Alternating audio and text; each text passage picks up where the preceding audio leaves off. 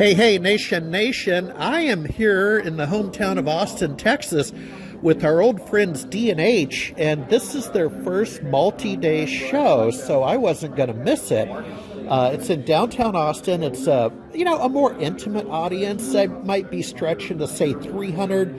You can never tell. I haven't seen the catering order, but 200 to 300, and I really have grown to like that because RSA is 45,000 people, and I'm done. I'm done with those big shows. So I'm with Colin Blair out of nearby San Antonio. Colin, how you doing? I'm doing good, Harry. Good to see you. Yeah. So first, let's start with you. First of all, what's your story? How long have you been at D&H? Yeah. So I've been in the technology industry about 30 years, and 25 of those years has been distribution. I joined D&H about a year ago. Okay. And my job and responsibilities include cybersecurity, emerging technologies, and then AI strategy corporately. So we'll just cut to the chase. I sat in on your keynote. Unfortunately, I didn't take screenshots, but I did listen with interest. And you presented a topic I like. You were somewhere between econometrics and macroeconomy and the opportunity. Why don't you do a couple shout outs to your highlights, and then I want to talk about the cultural fit with the D&H reseller. Love to.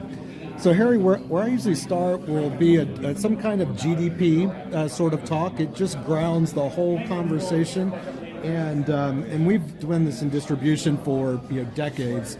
Right now, the GDP growth is about 2.3%, and anything above that, as far as IT goes, that means we're grabbing more share of IT spend than what's going elsewhere. And so that's right now with a GDP of 2.3%, yet a global IT growth of 13.5%. Someone gets they get rooted pretty quickly in that we're in a good place to be. That's 4x share and pick up, and so I try to just ground everybody first, like, hey, we're in a great place.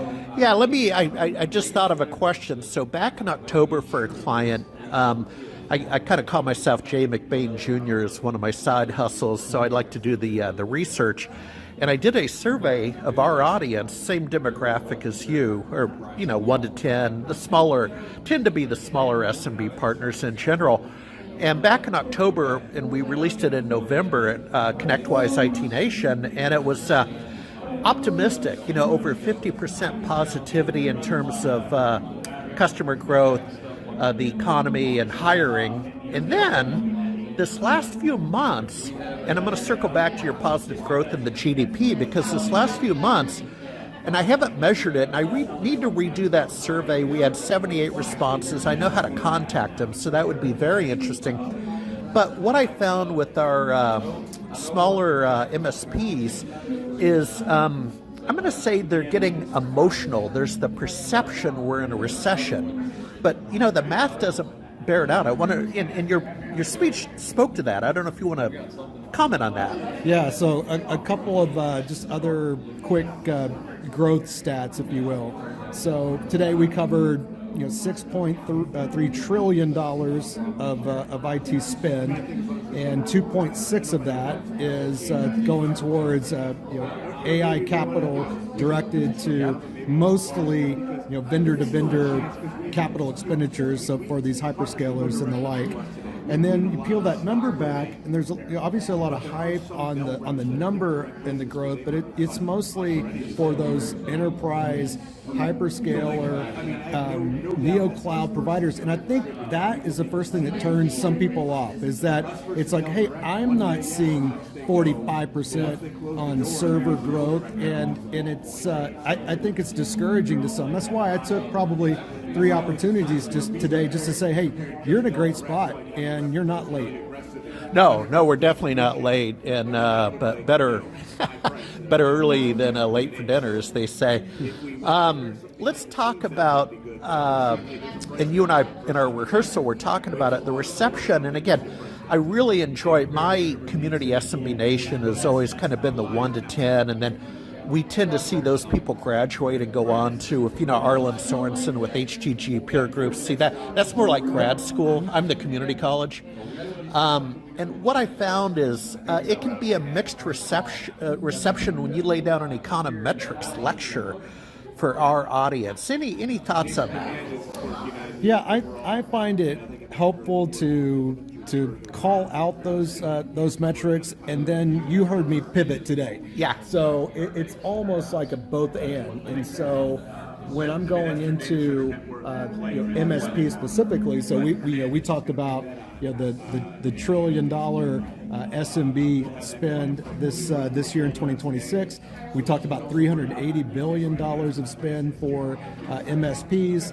And then, I think the key point that I made in the room today on the MSP front is that the CapEx to OpEx that was metrics good. have flipped. That was good. Yeah. So if you could repeat that again, that would be maybe you kind of memorized it. You got it. I have. So 75% OpEx, 25% CapEx, and if you go back today, and if you go back 4 or 5 years, that would have been 40% OpEx, 60% CapEx, and those metrics to a lesser degree apply to MSPs, but they're even getting pulled in. I talked to SMBs that are getting pulled into VAR kinds of business. It's not, a lot of times today with security and endpoints and firewalls, there's a gravity, as I mentioned today, where VARs want to and need to look more like MSPs because their customers are asking them to. Yeah. And the MSP's customers are asking them to look more like a hardware provider at times, and that's where Jason Bystrek and I talk a lot about our everything as a service offering, device as a service, because then we can turn that CapEx model into OpEx, which is how our partners deliver. Yeah. Hey, last question. Let's have a little bit of fun. I thought of it. We're talking in rehearsal. I'm here in Austin. You're down in San Antonio. And I thought of that restaurant name that was just up here in my brain. Really good Mexican place, LaFogata. It's Sure. a blue plate winner. You been there? I have. There's a couple of locations in San Antonio. Great margaritas for those who haven't been to. Yeah, what's an aquarium? That's right. It's a large goblet. Yeah. Well, thank you for your time, and hey, stay in. Well, first of all, we'll look forward to next year. I like the conference. Thank you. My conclusion, and I'm running a couple over, but this felt, without the trade show hall, which I like, again, a smaller, intimate event without the trade show hall. You know what it felt like was, probably for all the wrong reasons, when I got my MBA, it was at night and on Saturdays, the weekend MBA program. This felt like an MBA Saturday, and we didn't have a trade show.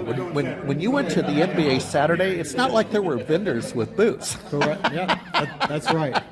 We're putting a different spin on things, Harry. So this is not a vendor conference. This is a thought leadership conference. And we've been challenging and provoking the whole time.